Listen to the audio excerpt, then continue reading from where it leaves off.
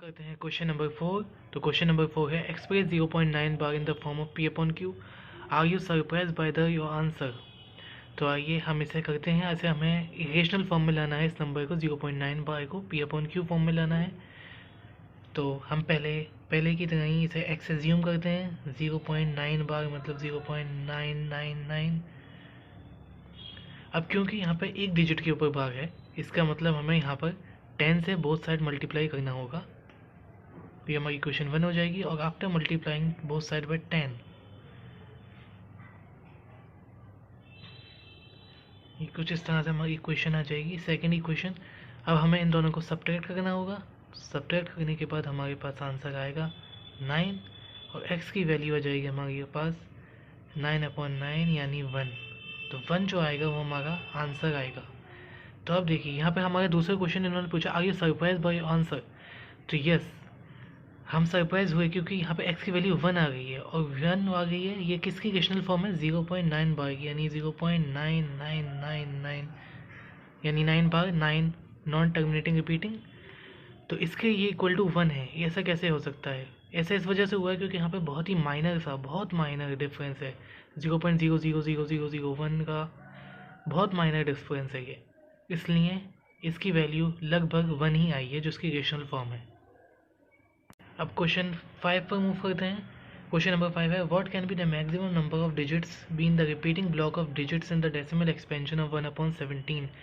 तो यहाँ हमसे पूछा जा रहा है कि 1/17 की डेसिमल एक्सपेंशन हम करेंगे तो उसमें कितने डिजिट्स आते हैं जो बार बार रिपीट होंगे। तो इसके लिए हमें पहले 1/17 की डेसिमल एक्सपेंशन करनी पड़ेगी। जब हम इसे डिवाइड करेंगे तो हमारे पास आंसर आएगा 0.5882352941176647। और ये पूरा जितने भी ये टर्म है वो रिपीट करेगा। जब आप इसे डिवीजन करेंगे तो आपको यही आंसर मिलेगा। इसके बाद जितने भी आपका आते जाएंगे वो इसी ब्लॉक को रिपीट करते जाएगा। तो हमें बताना है इस रिपीटिंग ब्लॉक में कितने डिजिट्स आते हैं। तो हम गिनते हैं 1 2 3 4 5 6 7 8 9 10 11 12 13 14 15। तो मैक्सिमम यहाँ पे 15 डिजिट्स हैं जो कि रिपीट हो रहे हैं। तो यही हमारा आंसर हो जाएगा। यहाँ पर थोड़ा लॉन्ग डिवीजन है, थोड़ी मेहनत करनी पड़ेगी लेकिन हो जाएगा। तो मूव करते हैं हम क्वेश्चन नंबर 6 पर। क्वेश्चन नंबर 6 हमारा कुछ इस तरह है। हमसे कहा जा रहा है कि ऐसी बहुत सारी एग्जांपल्स हैं जिसमें रेशनल नंबर का डिनोमिनेटर और न्यूमरेटर दोनों ऐसे नंबर हैं जिनका कोई कॉमन फैक्टर नहीं है, बस उनका सिर्फ एक ही कॉमन फैक्टर है 1।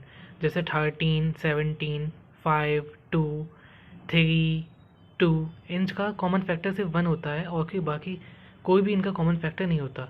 लेकिन उनका कुछ ऐसी एग्जाम्पल हैं उनमें कि न्यूमरेटर डिनोमिनेटर कॉमन फैक्टर 1 के अलावा कुछ नहीं है, लेकिन उनकी डेसिमल एक्सपेंशन टर्मिनेटिंग है। तो हमें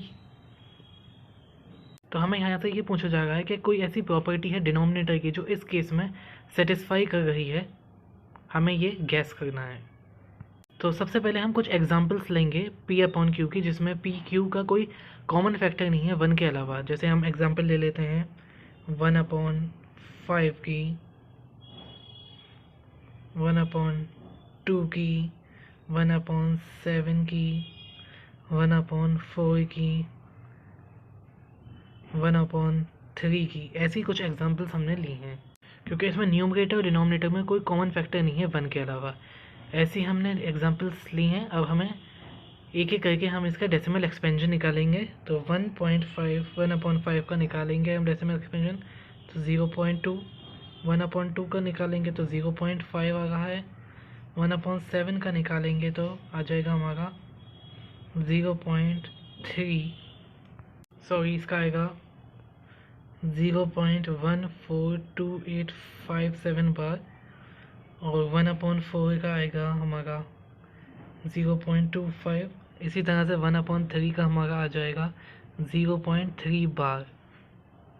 हमसे क्वेश्चन में ऐसे नंबर्स के पूछा गया है जिसका डेसिमल एक्सपेंशन टर्मिनेटिंग हो। तो जिसमें ये वाली एग्जांपल आ जाएगी, ये वाली आ जाएगी, ये नहीं आएगा, ये आ जाएगा, ये नहीं आएगा, क्योंकि यहाँ पर रिपीटिंग होगा, टर्मिनेट सिर्फ इन केस में हुई है।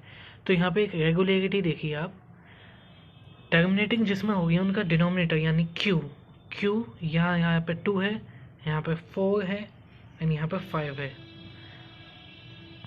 इसी तरह से 2 एग्जाम्पल और हमने ली हैं। 3/8 जो कि टर्मिनेट होगा है, यानी ये भी हमारे एग्जाम क्वेश्चन में आ जाएगा, और 1/25 जो कि भी टर्मिनेट होगा है, ये भी हमारे क्वेश्चन में आ जाएगा। तो यहाँ पे रेगुलरिटी देखिए, जो भी डिनोमिनेटर है यानी क्यू है, या तो वो इस तरह से है कि क्यू की कोई पावर, जैसे 2 की कोई पावर, जैसे यहाँ पे अगर पावर 1 हो तो 2 आ रहा है, 2 हो तो 4 आ जाएगा, 3 हो तो 8 आ जाएगा, या फिर 5 की कोई पावर आ गई है, 5 की पावर 1 हो तो 5, 5 की पावर 2 हो तो 25, 5 की पावर 3 हो तो 125, उसे भी अगर हम इसी तरह से डिवाइड करेंगे तो टर्मिनेट आ जाएगा।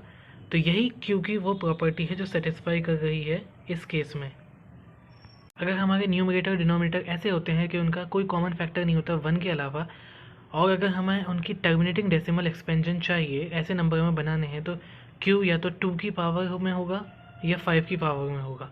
यही हमारी प्रॉपर्टी है जो सेटिस्फाई करेगी, हमारा आंसर हो जाएगा।